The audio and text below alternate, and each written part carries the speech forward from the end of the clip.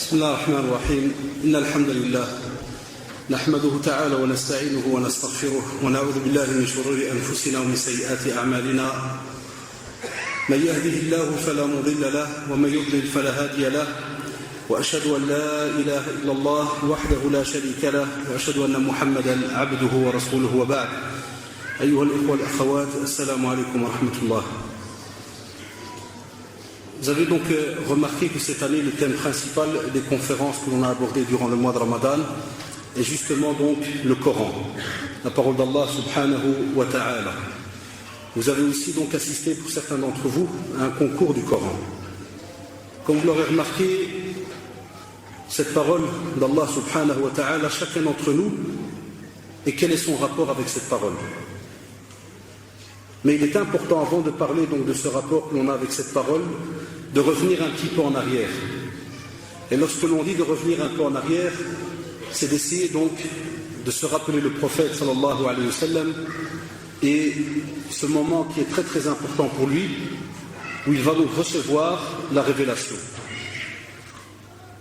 Ici, la plupart de nos jeunes reviennent à la biographie du prophète sallallahu alayhi wa sallam pour voir qu'est-ce qu'il a dû endurer, sallallahu alayhi wa sallam, pour pouvoir recevoir cette parole et la transmettre. Et si jamais on est sincère lorsque l'on lit cela, et si jamais on comprend et on essaye de comprendre cette situation, alors là, à ce moment-là, on invoque Allah subhanahu wa ta'ala pour que la communauté musulmane, et spécialement donc ici dans les pays en Europe dans lesquels on vit, et bien que les jeunes et aussi les plus âgés reviennent vers la parole d'Allah subhanahu wa ta'ala, que ce soit dans le domaine de la lecture et spécialement aussi dans le domaine de la pratique. Ça c'est quelque chose donc de très très important que l'on doit se rappeler. Parce que lorsqu'on voit le rapport que l'on a vis-à-vis donc du Coran, et lorsque l'on voit ce que le prophète sallallahu alayhi wa sallam a enduré, il est un fait qu'on remarque qu'il y a des fois un gouffre entre cette parole et les gens qui disent normalement y être attachés. Parce qu'il n'y a pas un musulman qui, en général, lorsque tu parles avec lui, va renier le Coran. La plupart le respectent. Mais comme vous dites, et comme on l'entend souvent, beaucoup de jeunes nous le disent, ouais, mais c'est respecter la ligne de la bouche. C'est-à-dire en disant tout simplement, ouais, c'est vrai, le Coran est important, le Coran c'est notre parole. Et puis, comme vous l'avez remarqué, donc, si jamais quelqu'un commet quelques exactions à gauche ou à droite, comme l'on entend par exemple ces derniers temps sur Facebook et autres, dès qu'arrivera le 11 septembre, certains vont aller donc déchirer le Coran, le brûler, faire, et puis tu lis dans les forums, masha'Allah, tout le monde qui se réveille. Il y en a qui sont prêts à cramer la terre s'il faut. Touchez pas à notre Coran, Allahu Akbar. C'est pas de ça qu'on a besoin. Le Coran il est protégé par Allah subhanahu wa ta'ala. Wallahi, thumma wallah, même si la communauté entière, même non musulmane, devait se regrouper pour faire du mal à cette parole, billah alaykoum, est-ce que cette phrase voudrait dire quelque chose auprès d'Allah subhanahu wa ta'ala, faire du mal au Coran? Jamais de la vie, wallahi. Inna nahnu nazzalna dhikra wa inna lahu la hafidun. C'est Allah subhanahu wa ta'ala qui le protège. Que l'on l'ait sous feuille, ou bien qu'on ait le Coran connu et étudié par cœur dans les cœurs, personne ne pourrait faire quoi que ce soit. Et c'est là qu'il est très étonnant de voir alors certains jeunes dans les forums qui commencent alors directement à menacer, et nous allons faire, et nous aussi on va prendre un autre livre et on va le brûler, et nous aussi on va faire, et abadan. Si tu veux vraiment montrer que tu aimes le Coran, eh bien reviens un petit peu vers la vie du prophète sallallahu alayhi wa sallam. Vous savez, toutes les traditions authentiques nous rappellent que le prophète sallallahu alayhi wa sallam donc allait dans la grotte de Hira. La plupart des mashayikh, lorsqu'ils te parlent de la grotte de Hira en parlant d'elle maintenant, donc les contemporains, on sait que dans la sunna, il ne nous est pas demandé d'aller visiter la grotte de Hira comme le font souvent beaucoup de personnes qui croient que lorsqu'ils font la umrah ou le pèlerinage, s'ils ne vont pas visiter cette grotte, ils pensent qu'il y a quelque chose qui a été diminué dans leur pèlerinage ou dans leur umrah. Mais ceux qui l'ont visité, et donc les mashayikh de la Mecque par exemple, qui connaissent très bien cette grotte, ils vous disent que déjà en temps normal, et des fois en hiver, quand il fait froid et autre, arriver à cette grotte, c'est déjà très très difficile. Et le prophète sallallahu alayhi wa sallam, il aimait aller justement donc dans cette grotte et méditer la splendeur et la grandeur d'Allah subhanahu wa ta'ala. Et il va rester dans cette situation des fois pendant plusieurs jours, plusieurs nuits, jusqu'à ce qu'il va recevoir la visite de Jibril alayhi salam. et qui va donc à ce moment-là, comme vous le savez, donc lui transmettre cette première parole, ce premier verbe, ce premier ordre, qui est Iqra, lis. Normalement, on est la communauté de la lecture, normalement. Iqra. Et à ce moment-là, on le sait, ça va être quelque chose de très très dur pour lui. Tellement dur que lorsqu'il va descendre de cette grotte, redescendre pour aller jusque chez son épouse Khadija, notre mère radiyallahu anha, c'est là qu'il va dire Zammilouni, Zammilouni, couvrez-moi. Et la plupart des traditions vous disent qu'il était dans un état où il avait tellement peur, demandait qu'est-ce qui se passe. Et c'est là que Khadija radiyallahu anha va le réconforter. C'est là qu'on voit que subhanallah, lorsque l'homme est touché des fois par certains problèmes, une des premières personnes qui va le réconforter, qui va être à ses côtés, c'est son épouse. Et au contraire, elle ne va pas lui dire tu es fou, mais qu'est-ce que tu es en train de raconter, ou ceci ou cela. Loin de là, radiyallahu anha, elle va rappeler tous les traits de caractère mais nobles qu'il avait, sallallahu alayhi wa sallam. Elle va lui parler justement comment est-ce qu'il était vis-à-vis de la famille, des pauvres, comment il fonctionnait avec les gens, lorsqu'il y avait par exemple des demandes, besoin d'aide et autres, qu'il était quelqu'un de juste. Et subhanallah, même pour cela, elle va rester à côté de lui, alors que la plupart de ceux qui étaient autour de lui vont commencer à rabaisser le prophète sallallahu alayhi wa sallam en disant que vous voyez, on vous a dit qu'il est fou. Et vous voyez ceci, et vous voyez cela, parce que plus tard, ils vont profiter de la révélation du Coran, justement, pour insulter, rabaisser le prophète sallallahu alayhi wa sallam. Et ils vont même, les Qurayshites, insulter le Coran. C'est pour ça qu'on vous dit, ce n'est pas quelque chose de nouveau. Ceux qui s'énervent là, à gauche à droite, non, loin de là, ce n'est pas quelque chose de nouveau. Ça existait déjà au moment même de la révélation, lorsque les premiers versets ont été révélés. Dans d'autres traditions authentiques, on vous montre même comment est-ce que le prophète, sallallahu alayhi wa sallam, lorsqu'il recevait la révélation, est-ce que vous pensez que c'était une simple révélation qui venait et qu'il ne ressentait rien, sallallahu alayhi wa sallam? On sait qu'il avait une force, masha'Allah. Il était très très fort, sallallahu alayhi wa sallam. Et même comme ça, Aïcha radiallahu anha, aussi Khadija radiallahu anha, et les compagnons, même Hudayfa ibn Yaman radiallahu anhu, un jour il dit, il avait sa tête donc posée sur la cuisse du prophète, donc la tête du prophète était sur sa cuisse, à celle de Hudayfa radiallahu anhu, et c'est un moment où il recevait la révélation, le prophète. Et il dit, c'était tellement lourd, sa tête était devenue tellement lourde. Là, c'était des hommes bien importants, vous savez, ceux qui vivent dans le désert, ceux qui vivent à la campagne. Aussi, il entendait, comme vous le savez, il y a eu ce qu'on appelle les petits prémices, juste avant qu'il y ait la révélation, la soit des sons de cloche, comme on pourrait dire comme ça, des sons qui venaient, salsalatul jaras, et vous avez, subhanallah, même une douleur, mais on va dire pas la douleur comme vous aujourd'hui vous ressentez, si jamais on te donne un coup, ceci ou cela, mais c'est avec la genre de douleur quand quelqu'un des fois porte du poids, et il te dit vraiment c'est très lourd. Il ne peut pas te dire voilà c'est cassé là ou ceci ou cela, mais comme on le voit dans les traditions, il te dit c'était très très lourd pour lui, sallallahu alayhi wa sallam, un point où il transpirait non-stop. Très très lourd pour lui. Et on voit subhanallah lorsqu'il va voir et recevoir donc toutes ces révélations pendant toutes ces années, insultes, rabaissements, ceux qui vont essayer d'inventer des nouveaux Corans, un tas de démarches qui vont être faites justement pour que cette parole n'arrive pas aujourd'hui entre nos mains. Et le prophète sallallahu alayhi wa sallam va rester présent. Quand vous allez voir aussi, lorsqu'il va y avoir certaines batailles, même après sa mort, sallallahu alayhi wa sallam, certaines batailles, on appelle donc le huffaz, ceux qui connaissaient par cœur le Coran, des fois lors de certaines batailles, tu peux voir jusqu'à 60 ou 70 qui mouraient. Et les compagnons qui vont demander au calife, au fur et à mesure, on doit regrouper le Coran, parce que le huffaz, ceux qui le connaissent par cœur, ceux qui le mémorisent par cœur, commencent donc à quitter cette terre. Et donc il va y avoir des démarches, même Omar radiallahu anhu va faire cette démarche. On voit même Abu Bakr radiallahu anhu qui va trouver cela immense, cette demande. Regardez à Shabab, comment est-ce qu'ils se sont cassés la tête pour nous? Alors ce sont les compagnons les plus nobles que l'on peut avoir sur cette terre. Radiallahu anhu majma'in. Ils vont avoir, subhanallah, cette panique pour savoir, tiens, comment on va faire, Donc regardez, imaginez toute la scène qu'il y a eu pour pouvoir avoir ce Coran aujourd'hui. Et nous, qu'est-ce qu'on en fait aujourd'hui? On le met des fois sur certaines étagères à la maison et on te dit, il ne faut pas le toucher parce que c'est du grand-père, il est venu du pèlerinage, celui qui le touche, on coupe la tête là où on lui fait. Et alors les jeunes, ils passent à côté de loin. Jamais le Coran n'a été un moyen de décoration. Jamais le Coran a été un moyen de souvenir d'un pèlerinage ou d'un cadeau qu'on a reçu ou quoi que ce soit. Au contraire, c'est une responsabilité qu'on te met sur le dos.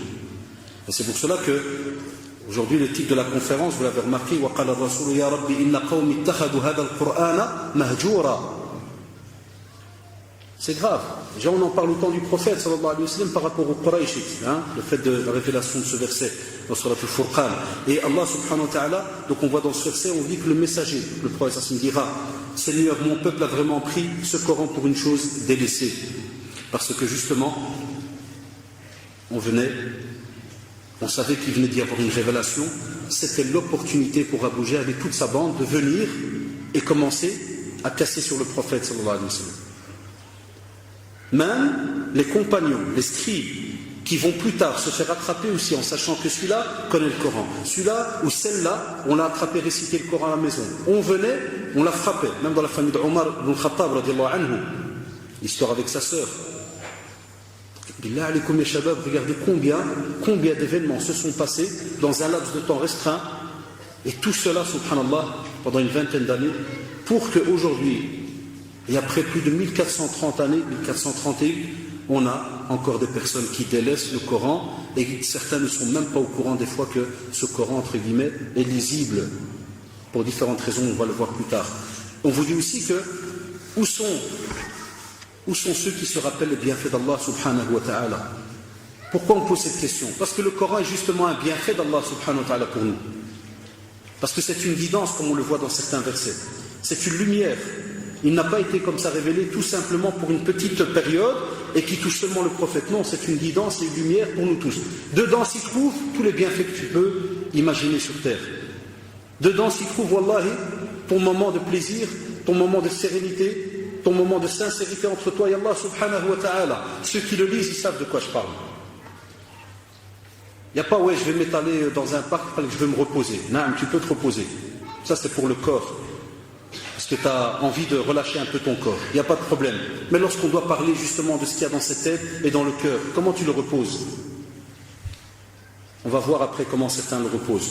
On vous dit aussi, et combien d'entre nous vivons sur cette terre justement en utilisant les bienfaits d'Allah subhanahu wa ta'ala, mais, et c'est ça qui est grave et qu'on a peur que ça devienne une forme d'hypocrisie, c'est qu'on n'utilise que certains bienfaits, comme par hasard nourriture,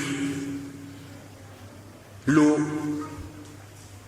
les habits, toutes les autres choses qu'on a autour de nous, que ce soit maintenant aujourd'hui avec la technologie, l'électronique, tout ce qui est par exemple les voitures, les demeures, les maisons, hein, tout ce qui tourne autour vraiment des choses qui font que vous vivez dans un bienfait. Pourquoi est-ce qu'on trie? Subhanallah, pourquoi aujourd'hui on fait un triage? Est-ce que le Coran n'est pas aussi un bienfait? On court après les soldes, les richesses, tout ce que vous voulez. On n'arrête pas, wallah, de courir. Pourquoi est-ce qu'on ne court pas après le Coran? Pourquoi? Ça, c'est une question qu'on devrait et que chacun d'entre nous devrait se poser. Pourquoi est-ce qu'on va tous les jours travailler? Quelqu'un me dirait, ouais, parce qu'on est obligé. Non, il y en a d'autres qui ont même leur propre boulot et ceci et cela, et tu les vois toujours courir.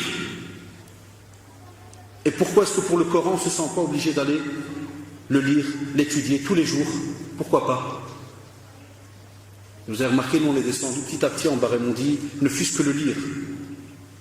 Et comme vous direz les savants, ça c'est la moindre des choses. Mais pourquoi est-ce qu'on court après un tas de choses, mais on ne court pas spécialement après donc la parole d'Allah subhanahu wa ta'ala. Et je rappelle comme d'habitude, on a, j'ai oublié de choisir un frère si quelqu'un pourrait aider, on a des petites feuilles pour ceux qui veulent poser des questions. Est-ce qu'il y a des petits jeunes qui pourraient nous aider, Inch'Allah, hein, ou bien deux frères, voilà. Et chez les sœurs la même chose, donc à la fin de la conférence on donnera l'occasion pour pouvoir répondre donc à certaines questions, Inch'Allah. Donc on vous dit aussi qu'on a remarqué que dans ce Coran aussi va être rappelé toutes les causes qui peuvent te pousser à la déviance. Dans le Coran, elles se trouvent. Dans le Coran, tu vas retrouver toutes les choses qui peuvent faire que tu peux être un jour ou l'autre dévié de la droiture. Pourquoi? Ben, ça s'appelle les mises en garde. On te dira de faire attention par rapport à ceci ou cela, dans le domaine du comportement, dans le domaine des relations humaines, dans le domaine des adorations.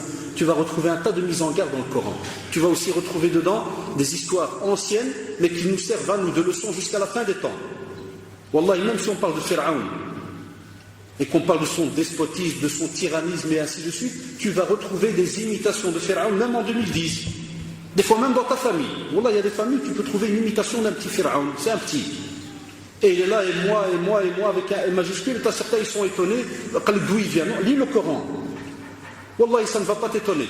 Comme je disais dernièrement à quelqu'un, il m'a dit, ah subhanallah, on avait quelqu'un dans la famille. Quand il était paumé, on l'entendait déjà, mais on ne le voyait pas. Le jour où il a de un peu d'argent, et voilà, il s'est fait un peu d'argent, maintenant lorsqu'il marche, ça peine si tu vois sa tête. Tu vois beaucoup plus ses épaules que sa tête. Je dis, non, c'est dans le Coran. Il dit, comment ça? Des fois, il y a des jeunes très naïfs. Il dit quoi? Il est cité dans le Coran. Il dit dans le Coran. Je dis non. Je dis sa manière est citée. Innal insana la yatgha ar-ra'ahu istaghna. L'être humain, des fois, il se gonfle, il croit qu'il est quelque chose. Ar-ra'ahu istaghna. Il pense qu'il est quelque chose, il a vraiment maintenant certains biens qui font qu'il n'a plus besoin des autres. Un point où il oublie même Allah subhanahu wa ta'ala. C'est toujours moi je. Donc imaginez-vous, tout ce qui pourrait te pousser, wallahi, vers des fois une certaine déviance et où tu vas le retrouver expliqué et mis en garde dans le Coran. On vous dit aussi que Allah subhanahu wa ta'ala a aussi révélé le Coran pour qu'il soit un régisseur de notre vie. Beaucoup de gens te disent je vis dans les problèmes. Alors pour les taquiner, je leur dis, est-ce que tu as utilisé un mode d'emploi qui gère normalement ta vie? Ah là, ça devient déjà compliqué, alors ils te regardent bizarrement. Pourquoi c'est un mode d'emploi qui gère ma vie? Naam, tu gères ta vie sur quel mode d'emploi? Lequel? Les traditions, culture, ceci et cela? Ou bien d'abord en tant qu'adorateur d'Allah subhanahu wa ta'ala? Donc de quelle manière tu gères? Eh bien le Coran est un régisseur. Le Coran aussi est là pour t'aider à te rappeler tous les jours que c'est Allah subhanahu wa ta'ala que tu adores. Donc ceux qui normalement le lisent tout le temps, alors que penser de ceux qui ne prient même pas? Ça c'est encore un autre problème. Parce que normalement celui qui prie et celui qui lit le Coran, quoi qu'il arrive, il va lire la sourate al-Fatiha. Quoi qu'il arrive. Et dedans, qu'est-ce qu'il va trouver? Ihdina as-sirata al-mustaqim. Guide-nous ya Allah sur le droit chemin. Ce fameux chemin où il n'y a pas de zigzag dedans. Ce chemin qui est droit, le chemin de la droiture. Tu vas le retrouver dedans. Et pourquoi c'est important? Parce que Satan, et vous le savez, il est aux aguets, il attend toujours l'occasion de te balayer, directement, wallahi. Il ne va pas te rater, toi le serviteur d'Allah subhanahu wa ta'ala. Et donc quand tu reviens chaque jour vers la lecture de ce Coran, combien de fois certains jeunes qui reviennent vers la lecture du Coran et te disent subhanallah, j'ai trouvé une réponse à mon problème. Un autre qui nous dit des fois, alhamdulillah, en lisant, je me suis senti beaucoup mieux et je me suis dit c'est moi qui est dans l'erreur, ou ainsi de suite. On vous dit alors, vous comprendrez pourquoi chaque conférence, on rappelle toujours la période du prophète sallallahu alayhi wa sallam. Parce que c'est le meilleur exemple pour nous. Comme l'a dit le prophète, la meilleure communauté, c'est celle qui vivait en son temps. Et puis on a ceux qui sont venus au fur et à mesure. Mais ceux qui étaient en son temps, pourquoi c'est la meilleure des communautés? Parce que subhanallah, ils ont mis en pratique faits et gestes. Et en présence du prophète sallallahu alayhi wa sallam, et ils ont goûté au résultat. C'est ça qui est subhanallah beau. Ils ont goûté au résultat. Et c'est pour ça que même eux, même les compagnons qui étaient au temps du prophète sallallahu alayhi wa sallam, rappellent aux gens justement de vivre avec le Coran. Parce qu'ils l'ont testé. C'est comme si quelqu'un aujourd'hui, toi tu veux acheter telle marque et lui te dit, Wallahi, Allah yarda alik, prends telle marque et tu vas voir, c'est beaucoup mieux. C'est beaucoup plus facile. Et bien avec le Coran, c'est la même chose. On va le voir dans les traditions. Le fait qu'eux vivaient avec le Coran et l'ont gardé comme style de vie jusqu'à leur mort, c'est parce qu'ils l'ont testé. Et ils ont vu que c'est là qu'il y a eu leur réussite, c'est là qu'il y a eu vraiment l'apogée de la communauté musulmane. Mais lorsque la communauté musulmane a délaissé le Coran, automatiquement elle a délaissé Allah subhanahu wa ta'ala. Et là, comme vous le voyez, on arrive alors dans des états et des situations qu'on peut, des fois même pas imaginer, on se dirait, tiens, c'est pas possible qu'on arrivait à vivre certaines situations dans certaines contrées dans le monde, bien même des fois parmi nous ici. Aussi, lorsqu'on parle de régisseur dans ta vie, et lorsqu'on parle de la vie des compagnons ridwanullah alayhim, ce Coran, lorsque tu le lis, tu vas même trouver des réponses à ta manière de vivre chez toi à la maison. Combien de jeunes qui viennent spécialement pour des problèmes de couple, tu le remarques directement. Wallahi, ils lisent le Coran. Et si jamais ils le lisent, ils ne le comprennent pas. Et si jamais ils le comprennent, Wallah, ils le mettent en pratique. Ça, c'est un défi. Faites-le, c'est un défi, Wallahi.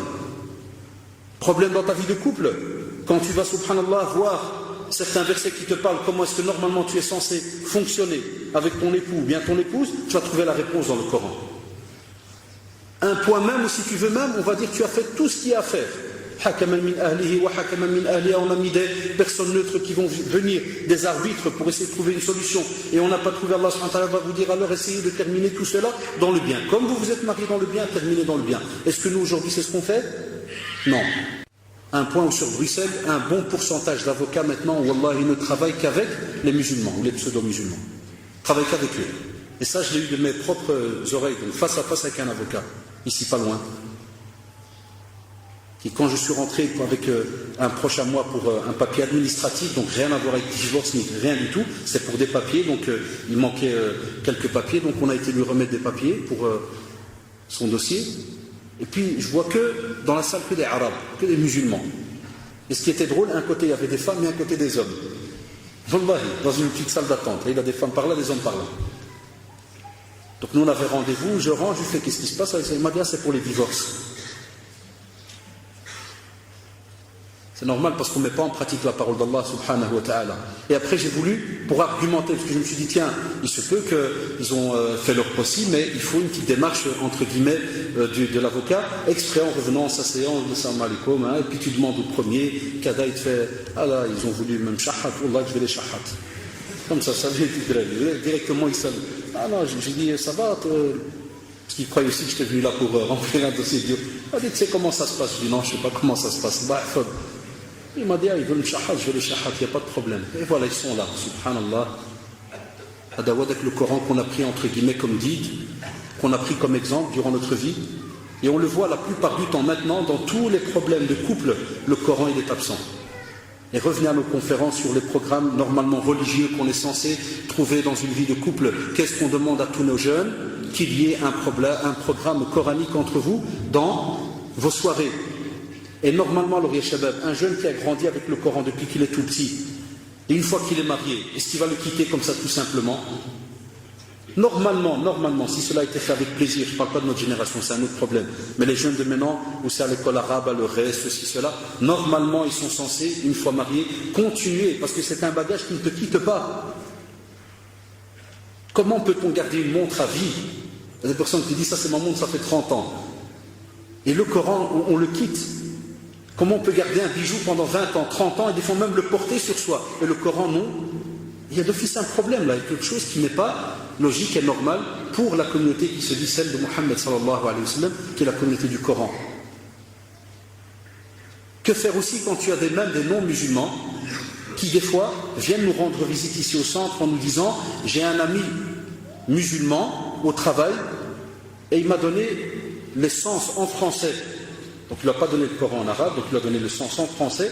Et Wallah, combien de fois ils viennent étonnés en nous disant est-ce qu'il y a moyen de m'expliquer un petit peu l'islam parce que j'ai lu ce livre et même si je ne l'ai pas lu en arabe, monsieur, je sais que ce n'est pas le Coran, mais je me sens bien. Je sens qu'il y a des choses qui... C'est un non-musulman et il sent quelque chose. Et nous qui sommes dedans, on ne sent plus rien. De nouveau, il y a quelque chose qui ne va pas. Parce que dès que tu ne sens plus rien, c'est qu'il y a un problème dans cette âme qui frétille dans ce corps. C'est qu'il y a un problème dans ce cœur. Parce que comme a dit le prophète, s'il est bon, le reste du corps est bon. Et s'il est mauvais, le reste du corps est mauvais. C'est quoi? Le cœur, al-qalb. On vous dit aussi que le Coran ne quittait jamais les compagnons, ridwanullah alayhim, même lorsqu'ils partaient dans d'autres contrées. Même lorsqu'ils voyageaient, ils ne le quittaient pas. La révision, ou bien tu entends dans certaines traditions prophétiques que tel et tel sahabi, lorsqu'il est parti à tel et tel village, l'une des choses qu'il faisait, c'est enseigner le Coran aux autres. Aujourd'hui, nous, et vous la preuve, vous le savez, un simple exemple, les Shabbat, la plupart sont revenus de vacances. Il y en a plein qui, au moment où ils partent en vacances, c'est comme s'ils disent au revoir Islam, au revoir Coran, au revoir Sunna, au revoir ceci, au revoir cela, et ils partent en congé. Jusqu'à ce qu'ils reviennent en septembre. Allô, vous n'avez pas des cours d'arabe, vous n'avez pas des cours de... Mais tu étais où pendant 2 mois? Tu faisais quoi? Alhamdulillah, c'est bien ceux qui reviennent pour apprendre. Mais des fois, quand tu demandes et tu dis, tiens, qu'est-ce que tu as fait pendant 10 ans? Qu'est-ce que tu as lu pendant 10 ans? Et là, avec l'exemple que j'ai donné, c'est par rapport seulement à 2 mois. Donc déjà, on met en garde ceux qui, pendant 2 mois, délaissent le Coran. Que penser de celui qui, à 20 ou 25 ans, il vient et te demande « je ne sais pas lire ni écrire l'arabe ». Première question qui va te venir à la tête, souvent, parce que nous, c'est notre métier, c'est comme ça. Première remarque, tu dis « Allahu Akbar, il n'a pas eu le bienfait de lire le Coran pendant plus de 20 ans ». Vous imaginez la scène. Tu as 20 ans, et tu es à l'école, donc vers 5 ans et demi, 6 ans, en primaire, tu sais déjà lire le français, entre guillemets, donc tu reconnais déjà des lettres de l'alphabet, ceci, cela, et la parole d'Allah, celle qui va normalement te sauver le jour du jugement dernier par rapport à la pratique par rapport à ce que tu as mis en pratique, tu ne l'as jamais goûté. Alors que penser à celui alors qu'il y a une certaine forme entre guillemets d'hypocrisie, celui qui l'a délaissé pendant les 2 mois? Posez-vous la question. Et il y en a qui nous l'avouent, parce que comme vous le savez, avant de faire une conférence, souvent on demande à gauche à droite, parce qu'on a besoin de preuves. Pas quelqu'un dise ouais mais vous exagérez là. Wallah, ils savaient des preuves. Il y a des jeunes exprès qu'on connaît du Liège au Maroc. Chez Mouraja'a, tu as fait quelques versets, il fait subhanallah, fitna, c'est toi le fitna. Toi tu as une épreuve pour toi-même. Al-Tibi il l'avoue, il te dit non, rien, j'ai rien touché pendant 2 mois. Et comme vous le savez, l'âme, subhanallah, elle frétille, elle a besoin et elle aime des fois les passions, les plaisirs. Si tu ne la travailles pas comme il faut chaque jour, c'est fini, elle commence à décrocher. Elle aura le même effet avec le Coran. Si pendant 1 mois et demi, 2 mois, parce que soi-disant c'est les vacances, eh bien, wallahi, cette âme va commencer à se rétracter petit à petit par rapport à ce Coran et tu vas te retrouver dans une situation où, de nouveau, tout doit repartir à zéro. Et il est connu, comme le disait Salaf Salih, ce Coran, dès que tu l'oublies, tu le délaisses un peu, wallahi, très difficile pour revenir le réétudier. Même nous qui vous parlons, on a la blague. Même nous, si par exemple, une semaine, à cause de plein de conférences, on a seulement, écoutez-moi bien, c'est drôle ce que je vais vous dire, mais c'est étonnant, on a seulement lu et pas révisé. Seulement lu et révisé. Et wallah, demandez aux frères, ceux qui sont attachés au Coran, ils vous le diront. Quand vous venez réviser une sourate, elle paraît comme une montagne, subhanallah. Alors que juste avant, quand vous étiez un petit peu plus à l'aise dans le programme, vous la récitiez directement. Alors que nous, on est dedans tout le temps. Les cours, les conférences, les ceci, les cela, rien que parce que pendant une semaine, j'ai bien dit, tu ne l'as pas révisé par cœur. C'est-à-dire que tu viens et tu le récites. Tu l'as lu toute la semaine, c'est-à-dire en journée ou avant de dormir, tu l'as lu, mais tu ne l'as pas récité. Et tu le trouves, des fois la sourate, tu la retrouves très lourde, spécialement les sourates un peu compliquées, où les versets se ressemblent. Et alors celui qui n'a aucun contact, qui vit dans quel monde? Qu'est-ce qu'il ressent lui?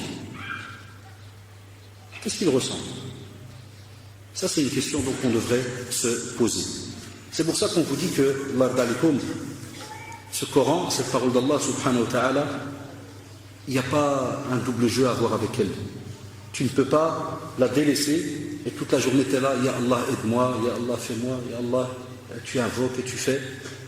Et toi subhanallah, tu as délaissé un tas d'obligations que tu as vis-à-vis d'Allah subhanahu wa ta'ala, puisque une des obligations qu'on a, c'est de lire ce Coran. On nous demande de le lire, de le psalmodier même. On est censé le lire doucement, avec vraiment, sans commencer à courir là comme ils font certains. Parce que chaque lettre doit recevoir son droit, subhanallah. Chaque lettre. Enfin, imaginez-vous alors à ce moment-là, qu'est-ce que certains d'entre nous ont comme situation, c'est-à-dire qu'ils n'arrivent même pas à goûter ce bienfait. Et puis une fois qu'on est habitué à vivre de cette manière-là, vous savez ce qui se passe. Après quelques années, on oublie, on se marie, les enfants sont là. Et puis les enfants commencent à grandir, on commence à paniquer parce qu'on trouve une mère et un père, pas de relation avec le Coran. Et puis on a des enfants qui grandissent, aussi pas de relation. Eh bien, on vient de perdre un petit groupe dans la communauté musulmane qui a lâché le Coran. Ce petit groupe, vous croyez qu'il est le seul? Combien de familles on a comme ça? Et nous, on a des statistiques puisque les gens viennent chez nous. Et souvent, quand il y a beaucoup de problèmes, on leur demande. Parlez-nous de votre programme vis-à-vis de la sunna, du Coran, et beaucoup nous avouent, nous disent c'est vrai, on ne lit pas, vous savez bien, Tamara, ceci, la vie, Kada. Ah non. Celui qui veut vivre au moins, wallahi, avec sérénité, apaisement vis-à-vis d'Allah subhanahu wa ta'ala, il doit absolument avoir son programme donc de Coran. Et c'est quelque chose, écoutez-moi bien les jeunes, c'est quelque chose que tu dois retrouver dans ton programme tous les jours. Parce qu'il y en a qui me disent « Ah, moi, monsieur, c'est tous les vendredis. » Quoi, c'est qui t'a dit ça tous les vendredis? Tu as pris ça de où? Le Coran, c'est tous les jours, Ikhwan. À part les sœurs quand elles sont en état de règle. Je sais que certains frères, ils ont aussi ce même état des fois, ça arrive. Chez certains, oui, parce qu'il y a des tuaos, il y a tous les dérèglements maintenant génétiques. Donc on a même des frères qui ne prient plus, qui ne touchent plus au Coran, parce qu'ils ont aussi leur période. Mais qu'Allah les guérisse. Lakin, imaginez-vous donc, à part les femmes qui ne peuvent pas le toucher durant certaines périodes, les règles, et ainsi de suite. Alors, subhanallah, chez nous, à leur côté homme, où est le problème? On vous dit aussi que lorsque tu reçois la parole d'Allah, subhanahu wa ta'ala, on vous demande, faites votre possible, et cette année va commencer. Cette année, comme vous le voyez, c'est ce qu'on appelle l'année scolaire. Septembre va venir. Il y a, alhamdoulilah, différents centres qui donnent des cours d'arabe. Normalement, on devrait entendre qu'il n'y a plus de place. Parce que Ramadan, ya ikhwan, Ramadan est justement une période pour tourner une nouvelle page. Repartir donc à zéro. Et on vous dit alors, faites votre possible pour que ce mois de Ramadan et ces quelques conférences que vous avez eues par rapport à ce rappel vis-à-vis du Coran soient une nouvelle page dans votre vie. Un retour vers ce livre qui est le livre le plus important dans votre vie, en dehors de tout autre livre. Et on va vous dire alors à ce moment-là, faites en sorte de trouver, comme vous arrivez à trouver du temps pour le foot ou le sport ou le body ou tout ce que vous voulez, trouvez du temps pour vous attacher à un cours d'arabe. Parce que pour vivre le Coran, il faut apprendre la langue arabe. La phonétique, ça aide, et je dis toujours la phonétique, c'est une excuse pour nos frères et sœurs convertis. Eux, ils ont l'excuse. C'est normal, il vient de se convertir il y a 1 heure. Par exemple, tout à l'heure, j'ai eu une conversion, eh bien, je lui donne un petit Coran en phonétique. Pour que Mskin, il commence déjà pendant Ramadan, automatiquement engranger des bénéfices, comme on va le voir tantôt. Donc lui, tu lui donnes un petit Coran phonétique et tu lui dis, voilà, comme c'est un mois d'adoration où vous allez commencer, regardez, c'est toujours la beauté de cette religion, subhanallah. Wallahi, aucun acte d'adoration dans notre religion est un acte forcé, comme ça à la seconde. La personne, tu lui donnes en phonétique, et il sait que, subhanallah, le mois de Ramadan est là pour charger les batteries. Ça veut dire que normalement, tu vas te donner un certain rythme pendant Ramadan. Vous comprenez? C'est l'inverse de ceux qui se réveillent pendant Ramadan. Non. Normalement, Ramadan, on augmente la cadence pour que normalement, de nouveau, la voiture, vous savez la voiture là, une fois qu'elle est à 120, 130, et on sait qu'on est obligé de redescendre à 120, qu'est-ce qu'on fait? On relâche l'accélérateur, ou bien on met le point mort. Qu'est-ce qu'elle fait la voiture? Elle continue pendant des kilomètres à rouler à du 128, 25, 120, et des fois tu peux te taper quelques kilomètres, machallah, et tu es encore à du 110. C'est ça, Ramadan pour nous. On recharge les batteries pour de nouveau repartir le mois prochain avec, machallah, une cette cadence qui fait que normalement, celui qui, et soyez logique, celui qui va continuer à mettre en pratique les choses comme il se doit, arriver à Ramadan prochain, il a à peine diminué sa cadence. C'est vrai ou pas? Parce qu'il y a beaucoup d'actes que l'on fait pendant Ramadan qu'on ne fait pas pendant l'année. Comme par exemple, spécialement, jeûner les 30 jours d'affilée. Normalement, je lundi, jeudi, 13, 14, 15 de chaque mois lunaire. Et donc il y a toute cette cadence qui avance. Et vient Ramadan, t'es pas un petit nerveux ni quoi que ce soit, comme font certains. Il ne faut pas lui parler de ma'assab. Allah, il est ma'assab, qu'il est à jeun. Ça, c'est les bienfaits de Ramadan. C'est pas logique. Là, normalement, si pendant le mois de Ramadan, il s'est repenti, il a laissé par exemple la cigarette, ceci, cela, tous les moyens qui font qu'il tombe dans une certaine nervosité, stressé, s'est remis dans la droiture. Normalement, subhanallah, à la sortie de Ramadan, il se tape un démarrage, il est parti. Jusqu'au Ramadan de l'année prochaine, mashallah. Donc pour le Coran, c'est la même chose. Maintenant, on s'inscrit à des cours et on suit. Et pendant l'année, mashallah, là, alors à ce moment-là, on apprend, on lit, on s'entraîne. Et tous les jours. Pas seulement, comme on l'a dit, une fois par semaine. On vous dit aussi, subhanallah, et certains l'oublient, on a des fruits, on a un bénéfice immense lorsqu'on lit ce Coran. En résumé, on vous dit que la lecture du Coran engendre l'humilité et la sérénité et elle adoucit le cœur. Ça, on l'a dit il y a quelques instants. Ala bi dhikrillahi tatma'innu al-qulub. Tu veux que ton cœur s'apaise, tu as un moment d'angoisse, tu as un moment où tu n'es pas à l'aise, lis le Coran. Lis le Coran. Pas que tu me prends l'MP3 et puis tu t'assis comme le font la plupart beaucoup de nos frères et sœurs des fois, un bon paquet, on met directement là la musique, vous le savez. Parce qu'il y en a qui nous disent, Wallah, quand tu mets un peu de musique, mon frère, c'est dommage de le dire, mais tu te sens à l'aise. Tu crois te sentir à l'aise. Wallahi.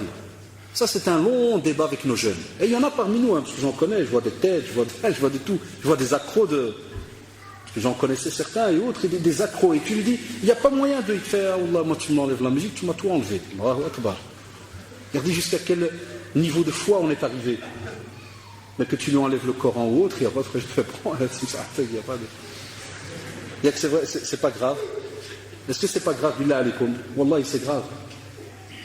Il y en a même qui, subhanallah, il y a des parents qui nous appellent souvent et ils pleurent des fois. Là, dernièrement, une mère, elle me dit, « Ya Oustad, mon fils, il n'y a pas moyen qu'il dort sans qu'il mette le casque dans ses oreilles, il met de la musique. Et quand je viens la nuit, je lui enlève les casques, elle me dit j'ai mal au cœur parce que je me dis s'il meurt dans cet état, il rencontre Allah subhanahu wa ta'ala dans la dernière action qu'il a fait, c'est quoi? Mourir sur Zdeg Zdeg. » Donc le jour du jugement dernier, imaginez-vous, il va sortir de la tombe devant tout le monde en train de faire avec sa tête comme ça. Déjà, maintenant si tu devais le faire, tu fais sortir un dans la rue dans cet état-là en train de bouger sa tête bizarrement et on va tous dire, c'est unanime, il bouge tout seul. Déjà les gens, quand il y a eu l'apparition du casque, là, des Bluetooth et compagnie, et beaucoup de gens disaient, regarde, les Hebel, ils parlent tout seuls. Alors que tu fais rien des Hebel, tu parles dans un appareil qui est reconnu dans le monde entier, tout ce que tu veux. Ici, imaginez-vous la scène, le jour du jugement dernier, tu vas sortir. Tu vas ressusciter, tu ressors de la terre avec la dernière action que tu as faite. Billah alaikum. Et ça dans le sommeil. L'autre, qui est en train d'écouter peut-être des phrases qui, wal'adou sont insultantes, ou des phrases qui parlent, et vous le savez, la plupart dans le domaine de la R&B, et ainsi de suite, des phrases qui touchent le domaine sexuel et autres, qui sont rattachées à des clips.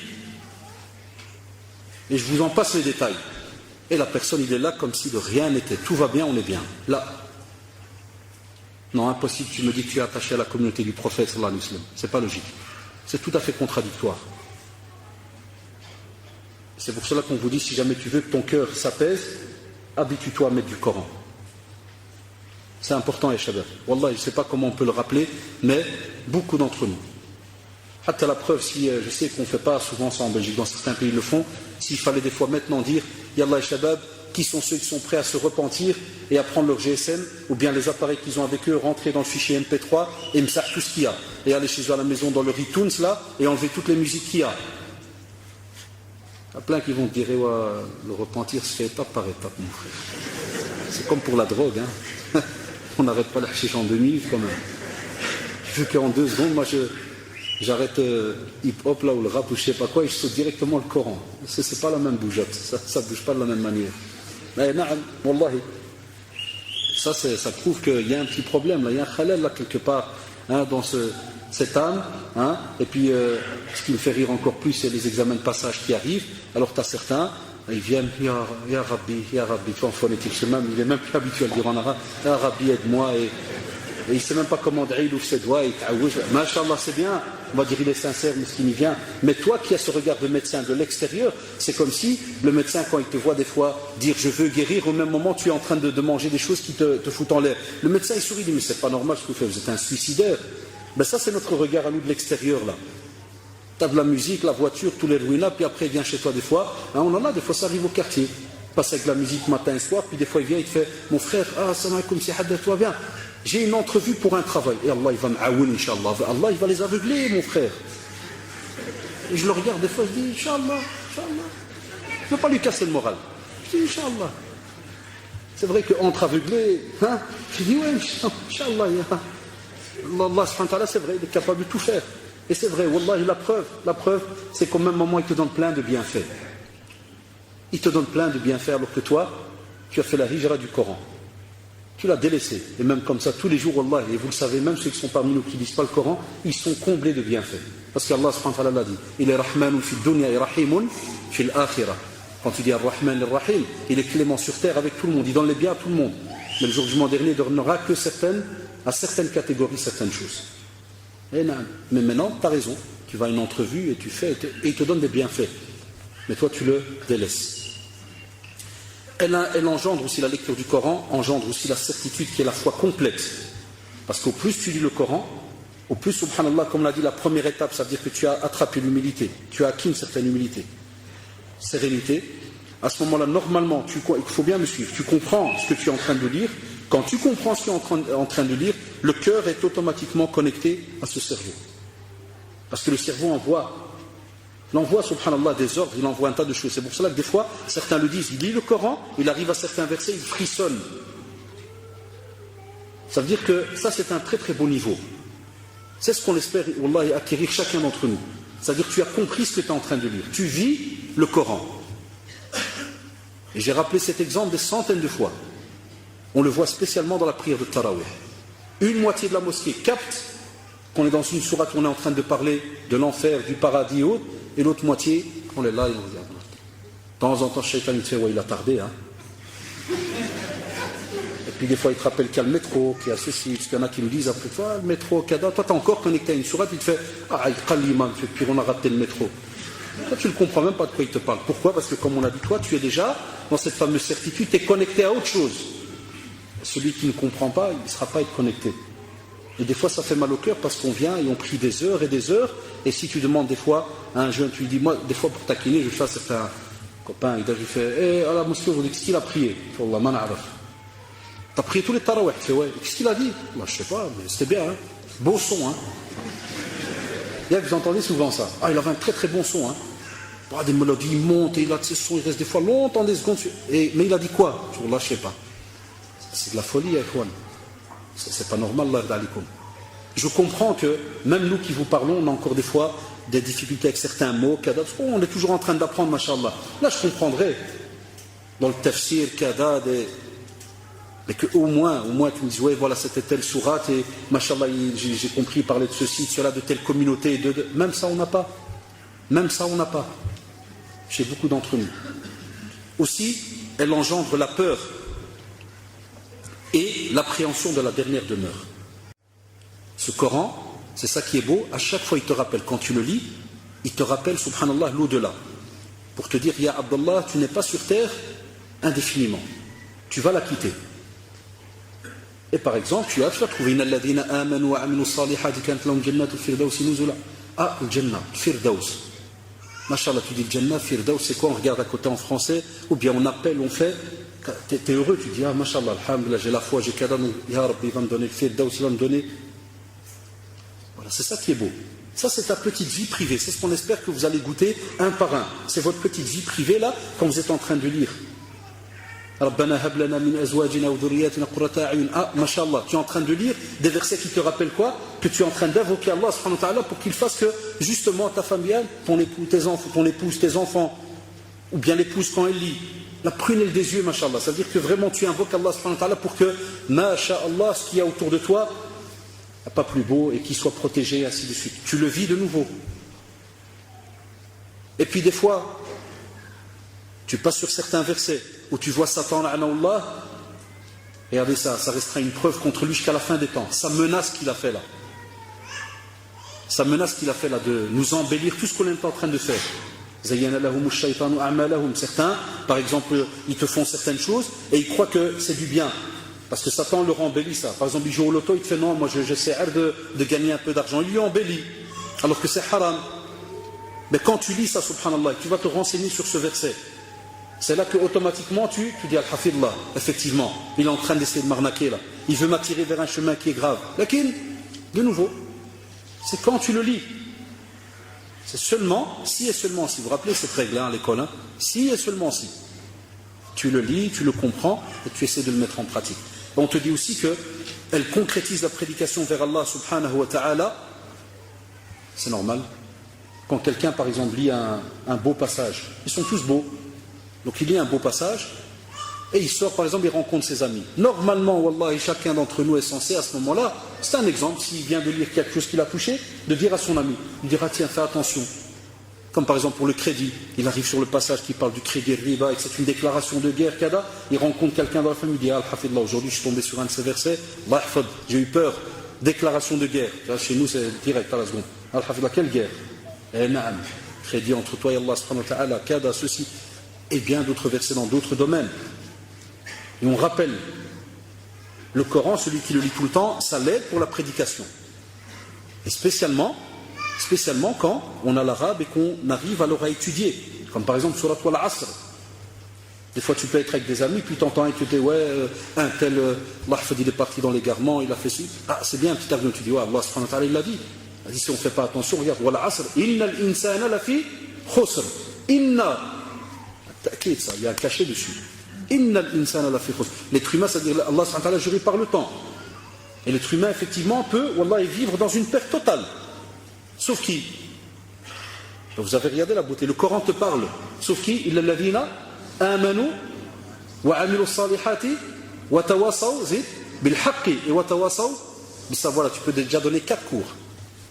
Petite sourate, 4 cours déjà dedans. C'est quoi inna alladhina amanu, c'est quoi amilu salihat, c'est quoi tawasaw bil haqq, et c'est quoi tawasaw bis sabr. C'est de la beauté du Coran.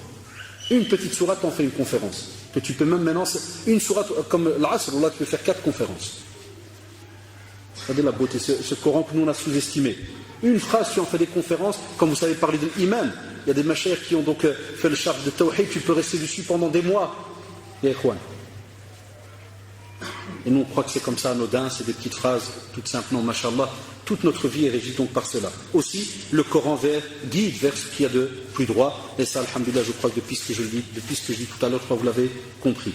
Alors maintenant, chers frères et sœurs, voilà ce que vous ratez quand vous délaissez le Coran.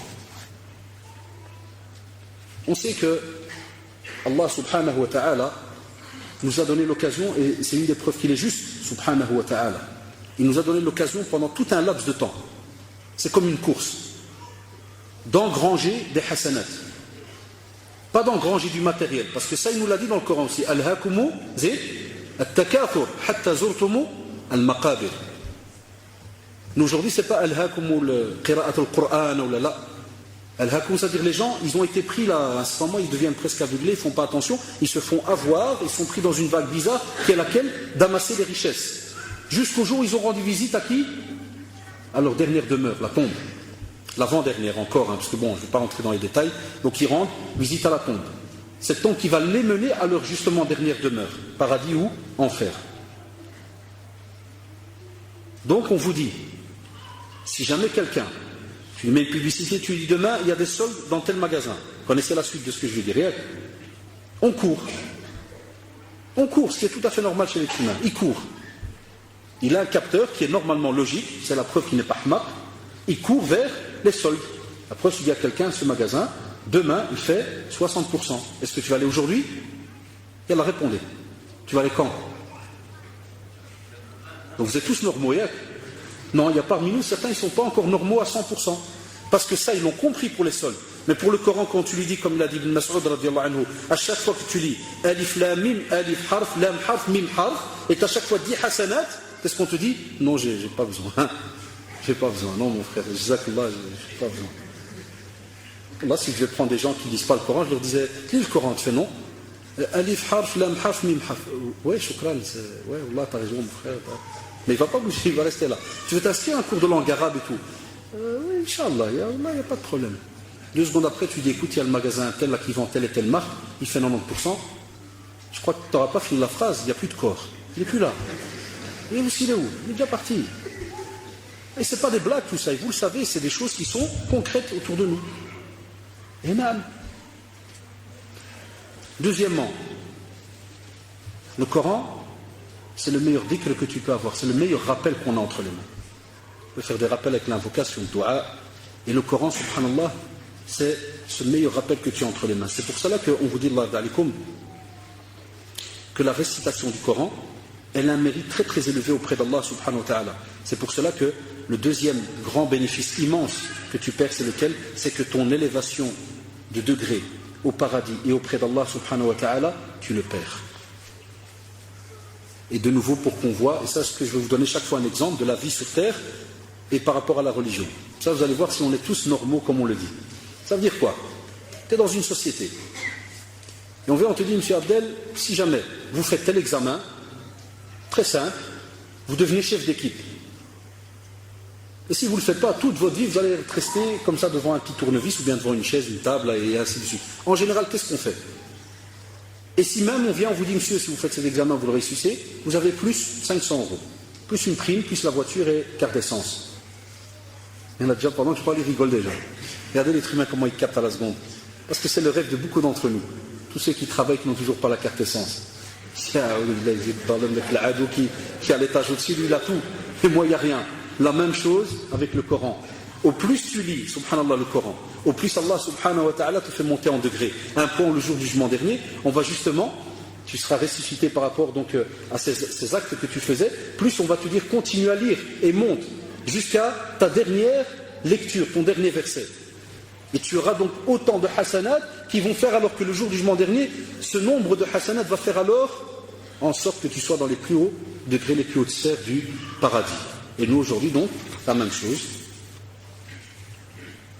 on peut proposer aux êtres humains un tas de biens matériels, des postes, des situations qu'on accepterait comme ça directement, qu'on serait prêt à étudier pendant des heures et des heures. Et on a des amis, par exemple, un exemple, ça me vient comme ça à la seconde, les frères qui travaillent par exemple dans la sécurité.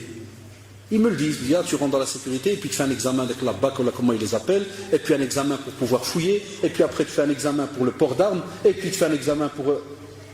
Et tu dis, tu les as tous fait. Allah, je les échappe tous. Tu dis, pourquoi? En plus tu fais un examen, en plus tu gagnes autant, et tu as les primes de sécurité, primes de risque, et primes de CADA. Ben voilà, maintenant je t'apporte une prime de sécurité pour la fin de ta vie. La lecture du Coran. La même chose. Frère, il va te faire, s'il est poli, il va te faire... Zakla, mon frère, Allah t'es un bon.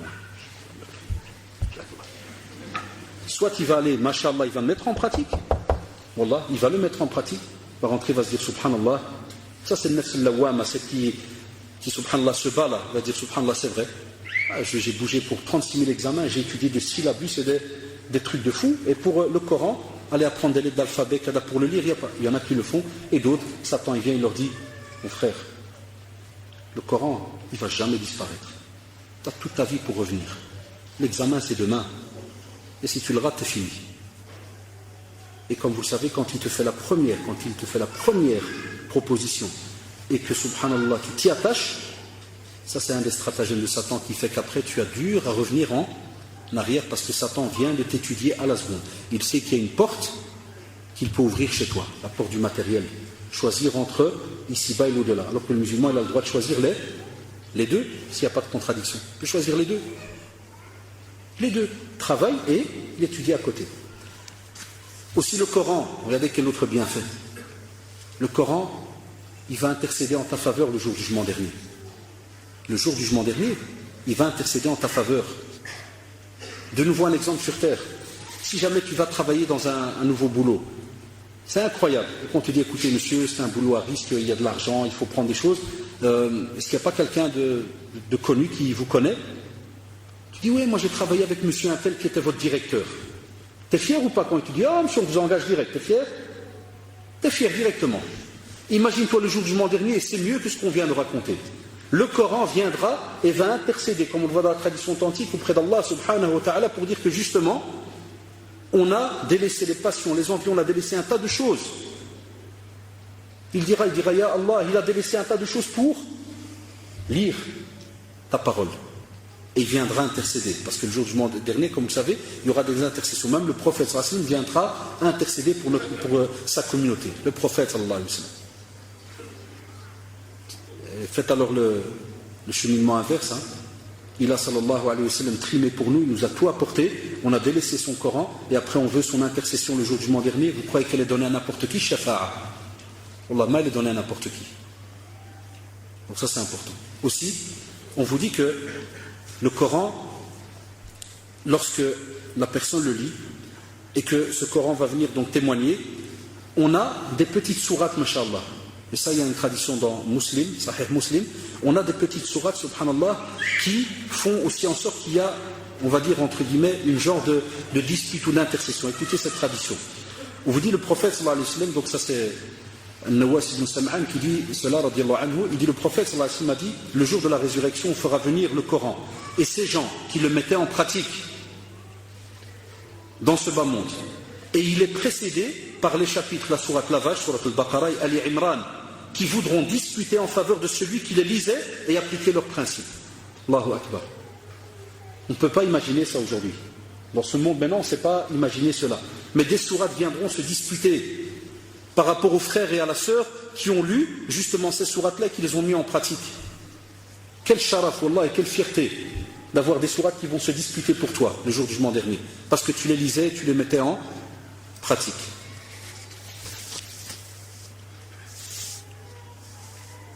On vous dit aussi que lorsqu'il viendra intercéder aussi en notre faveur, dans un autre texte authentique, on vous dit que le Coran viendra et dira: ô Seigneur, ya Allah, tu en as fait l'un de ceux qui ont mémorisé le Coran et il était parmi les meilleurs, il a préservé mes limites, appliqué mes préceptes, s'est éloigné de mes interdictions et a suivi mes ordres. Et le Coran ne va cesser, comme on le voit dans le texte, de continuer à étayer tous les arguments par rapport à ce que le croyant faisait sur terre avec ce Coran. Alors, billah alaykoum ya shabab, avec tout ce qu'on vient à peine de dire, on n'a pas encore fini les bienfaits, avec tous ces textes qu'on vient de dire. Pourquoi, wallah, la question se pose, pourquoi est-ce qu'on vous dit, voilà, là il y a un trou, tu vas te jeter, tu vas faire mal, on va quand même dans ce trou. Alors qu'on te dit là, si tu continues sur ce chemin, tu es en sécurité. Pourquoi on ne veut pas revenir alors vers ce Coran? Alors qu'on sait que la vie elle est courte. Tu es là aujourd'hui, wallah, et peut-être que dans 1 heure, ce soir, demain, tu es parti, tu quittes cette terre.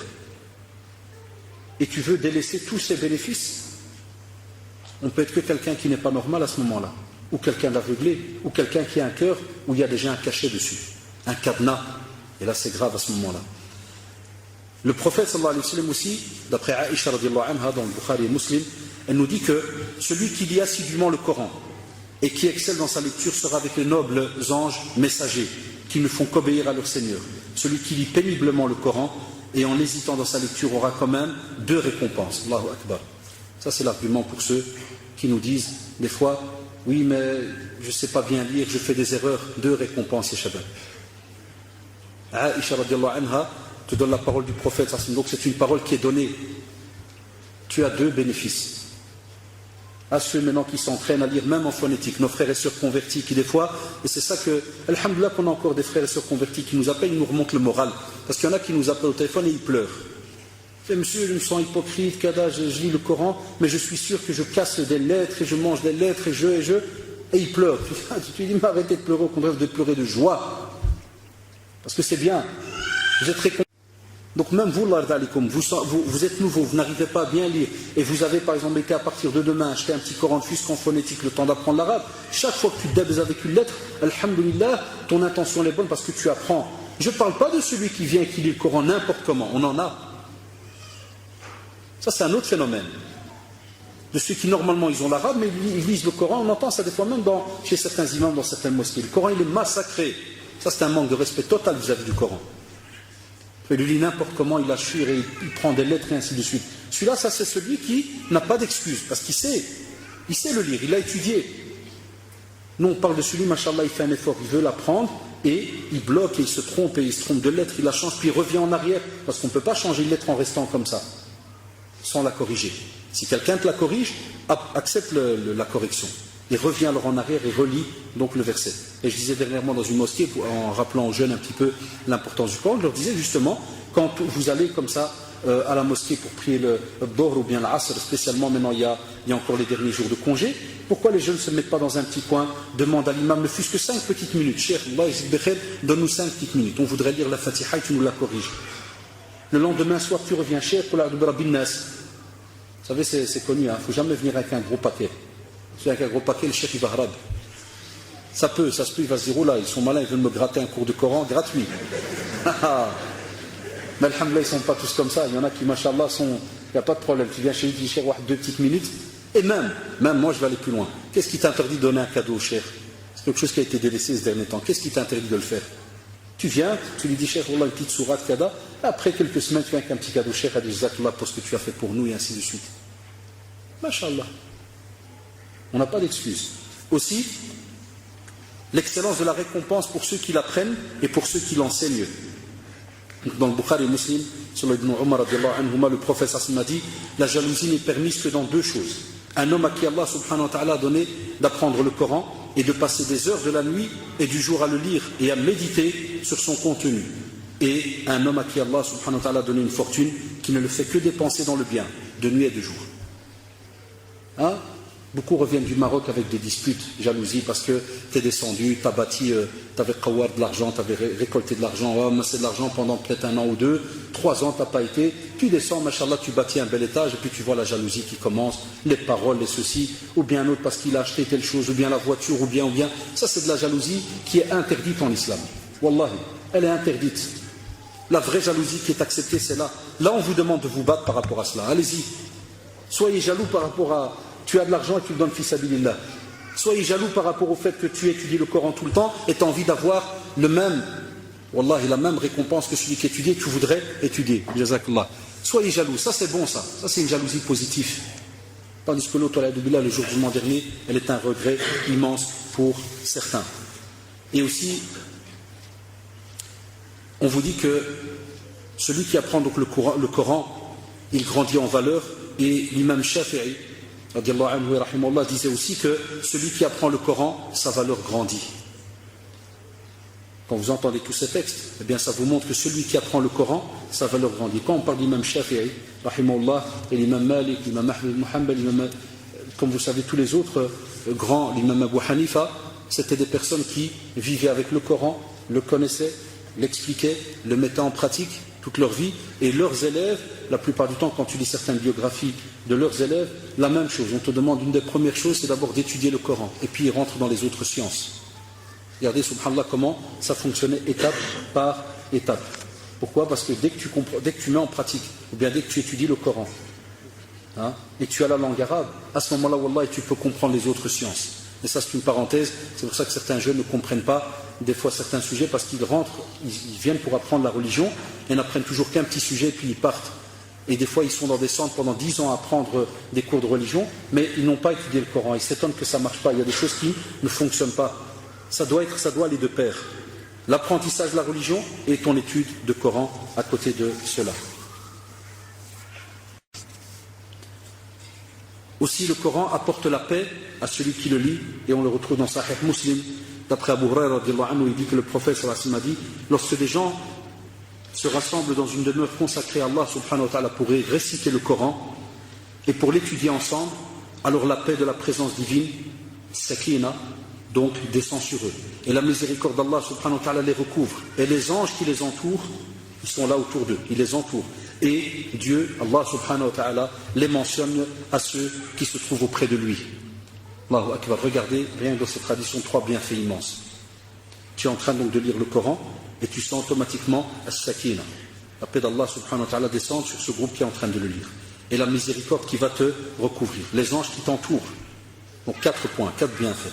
Et Allah subhanahu wa ta'ala qui te mentionne à ceux qui sont auprès de lui. Chaque fois que tu prends le Coran, rappelle-toi ce qu'on vient de dire dans ce hadith qui est dans Sahih Muslim. Ça ne part pas dans le vide, ya shabab. Même une petite sourate, même une petite sourate. 4 bienfaits en quelques minutes. 4 bienfaits. Comme maintenant, regardez, maintenant vous êtes là, ça rentre là-dedans. Parce qu'on a cité plein de versets, on est en train de parler du Coran, vous croyez que c'est assise ici. Ça va passer comme ça, comme si de rien n'était, qu'on a bêtement passé le temps? Jamais de la vie. Vous avez un bénéfice immense. Aussi, dans une autre tradition de Bukhari et Muslim, Abu Musa al-Ash'ari radiyallahu anhu rapportait ça, on va voir qu'est-ce que tu reçois aussi comme bénéfice. Le prophète sallallahu alayhi wa sallam a dit, l'image du croyant, écoutez-moi bien. Là maintenant, on va vous donner le résultat de qu'est-ce que celui qui lit le Coran et qui ne lit pas, et ainsi de suite. Ça veut dire que normalement, vous êtes censé, en sortant d'ici, vous retrouvez dans une des situations ici. C'est un hadith qui est un petit peu lourd. Il fait un peu, pas qu'il fait peur, mais celui qui réfléchit vraiment, ça peut un peu l'embêter, Inch'Allah, et je l'espère que ça va l'embêter. Il dit donc, l'image du croyant qui lit le Coran est celle de l'orange. Son odeur, une très belle odeur, suave comme on dit en français, très belle odeur, et sa saveur, très très bon goût. Ça c'est la première image. Tu prends une belle orange, souvent quand on va au bled, on aime bien les oranges du Marocain, spécialement celles de quelle ville? Berkane, parce que Inch'Allah tu l'appuies, tu remplis un demi-verre. Pas les oranges de Moulem, c'est autre chose, mais moi, tu la assar, tu as Inch'Allah un demi-verre de jus. Tu la bois, t'es heureux, c'est vrai ou pas? Eh bien, auprès d'Allah subhanahu wa ta'ala, celui qui lit le Coran, Masha'Allah, il est comme l'image de cette orange. C'est-à-dire quand tu la mets près de ton nez, tu sens, Masha'Allah, tu sens avec l'odeur sucrée. Et quand tu manges, ou bien quand tu vas boire donc de son jus, Masha'Allah, elle est sucrée. Ça c'est celui qui lit le Coran. Et le prophète Hassim de continuer dit, l'image du croyant qui ne lit pas le Coran est celle de la date. Elle n'a pas d'odeur et elle a un petit goût. Elle a un goût, c'est sucré, mais elle n'a pas d'odeur. Et là, on va vous dire attention, regardez. Ça veut dire que c'est le croyant déjà. Pourquoi? Parce qu'alhamdoulilah, attention. Le croyant, donc, il a déjà un certain niveau auprès d'Allah subhanahu wa ta'ala. Mais comme vous l'avez remarqué, il manque certains devoirs. Et comme on le voit dans ce hadith, c'est le devoir justement de la lecture du Coran. La date, elle est bien. Est-ce qu'il y a quelqu'un qui dit que la date est mauvaise? Non, la date, elle est bien. Mais qu'est-ce qu'on te rappelle? On te dit attention. Il y a quelque chose qui manque. Il n'y a qu'une partie. c'est ce goût de la date. Mais il manque encore autre chose, comme pour l'orange. On veut avoir les deux. Et des fois, quand tu prends une date, tu sens, il n'y a rien. Normal. Spécialement dans les pays arides, où il y a de la sécheresse et autres, tu vas prendre la date, elle est bien, il y a des vitamines et autres, mais des fois, tu vas sentir qu'il n'y a rien de spécial. Troisièmement, l'image de l'hypocrite. Ah, ça c'est grave. L'hypocrite qui lit le Coran, il y a des hypocrites qui lisent le Coran, hein, vous serez étonné. Et non. Et même pour certains savants, il y a même des koufars qui lisent le Coran. Vous savez lesquels? Alhamdoulilah qu'il y a encore des autres savants qui ouvrent des portes, comme je l'ai toujours dit. C'est ceux qui, pas de prière, rien du tout, et Ramadan, il prend le Coran et commence à lire. Et quand tu parles à ces savants-là, ils te disent celui qui ne prie pas, qui a délaissé la prière, il est kafir, il sort de l'islam. Alhamdoulilah qu'il y en a d'autres qui ont ouvert des portes par rapport à cela. En disant, on espère qu'ils ne relient pas la prière, en disant non, la prière n'existe pas. Regardez, subhanallah, les contradictions dans lesquelles on est, des fois. Eh bien, on a des personnes qui lisent le Coran, mais c'est comme une plante aromatique. Son odeur est bonne, mais son goût est amer. Tu as des plantes, mashallah, ça existe comme ça, des fois des belles plantes, tu sens, c'est très très bon. Mais si tu la mets en bouche et tu veux la mâcher, comment elle est? Ah, c'est mauvais, là. Ça c'est l'hypocrite. C'est celui-là qui, quand il vient, si mahum fi wujuhi, mashallah, tu vois, c'est très beau, et kada, il lui à l'intérieur, c'est khamis, ça sent mauvais. Si tu veux faire une petite ouverture, l'odeur qui en sortirait, catastrophe. Il y en a comme ça. Donc ça, Allah, il faut l'imaginer, on a peur, wallahi. Et c'est pour ça que l'histoire de l'hypocrite, c'est quelque chose qu'il ne faut pas, yashabab, sous-estimer. Parce que des fois, beaucoup de personnes tombent dans l'hypocrisie. Ce qu'on appelle avoir deux visages, là. Montrer que soi-disant on aime l'islam, mais en vérité dans la pratique, rien du tout. Et ça, ce chapitre-là, il fait très très peur, l'hypocrite. On vous dit aussi que l'image de l'hypocrite, mais qui ne lit pas le Coran, c'est comme la colocante. C'est une genre de plante, elle n'a ni odeur, elle n'a pas d'odeur, et le goût, il est amer. C'est-à-dire, il n'y a aucun bénéfice. Donc imaginez-vous, ya shabab, vous avez ici 4 situations, la même chose, dans laquelle est-ce qu'on voudrait se retrouver auprès d'Allah subhanahu wa ta'ala.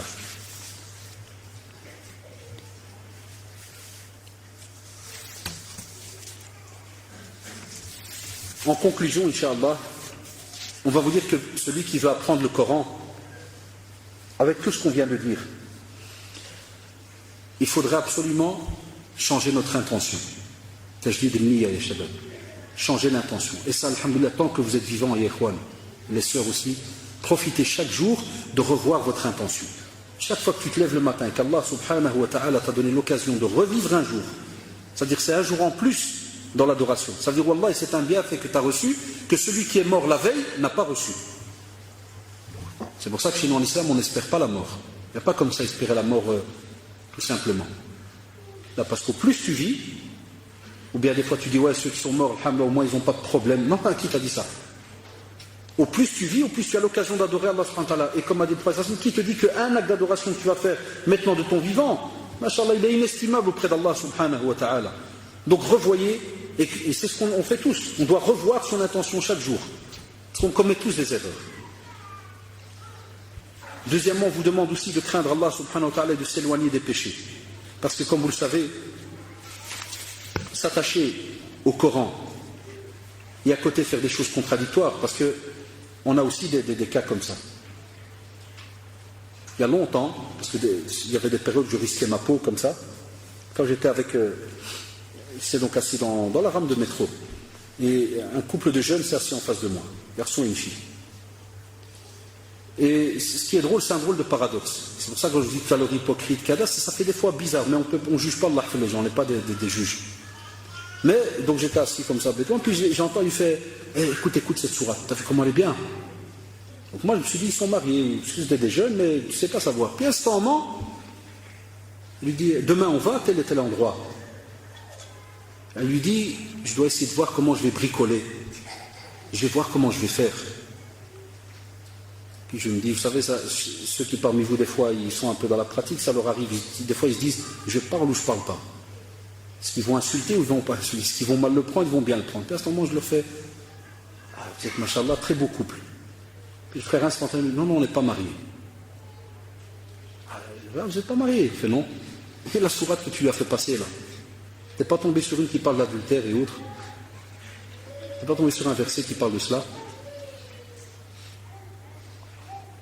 là, les gens, stop, il y a eu un petit silence. Et même s'ils ne devaient pas descendre à la station, je ne sais pas, je ne vais pas entrer dans leur intention. Oh, excuse-moi, frère, on doit descendre.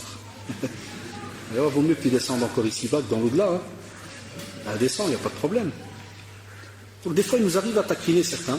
Encore dernièrement, on était avec le beau-père des frères comme ça en voiture. Et subhanallah al-adim, on croise une voiture, hein, un jeune, en pleine journée, hein, donc siam, ou le ghna à fond. Mais alhamdoulilah, ça prouve, alhamdoulilah, il y a encore du bien chez nos jeunes, wallah al-adim.